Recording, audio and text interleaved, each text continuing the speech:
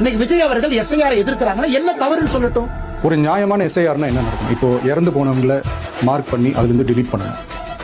இப்போ போலி வாக்காளர்கள் இருந்தாங்கன்னா அவங்கள மார்க் பண்ணி டிலீட் பண்ணணும்.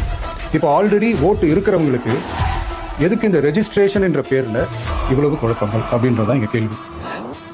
இப்போ புதுசா வர வாக்காளர்களையோ இல்ல ஓட்டு இல்லாதவங்களையோ சேர்த்தா பத்தாதா? இப்போ ரீசெண்டா நடந்த இப்போ எலெக்ஷன் 2021, 24 எப்படி எல்லாருமே ஓட்டு போட்டோம். அதுல ஓட்டு போட்டவங்க கூட இப்போ புதுசா ரெஜிஸ்டர் பண்ணணும்னா அது ஏன் அந்த கன்ஃபியூஷன் அப்படின்றத நாங்கள் கேட்கிறோம்.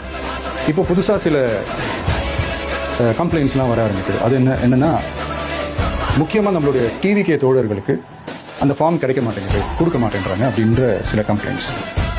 இது யார் பண்ணுறாங்க அப்படின்றது நான் தான் சொல்லி தெரிய வேணும்னு ஒன்றும் அவசியம் இல்லை. அவங்களுக்கு இப்போ இருக்கிற ஆட்சியாளர்கள் அவங்களுக்கு கைப்பாவையாக இருக்கக்கூடிய சில பேர் இதை செய்ய ஸ்டார்ட் பண்ணியிருக்கிறாங்க. அதனால தான் நாங்கள் எஸ்ஐஆர் எதிர்க்கிறோம்.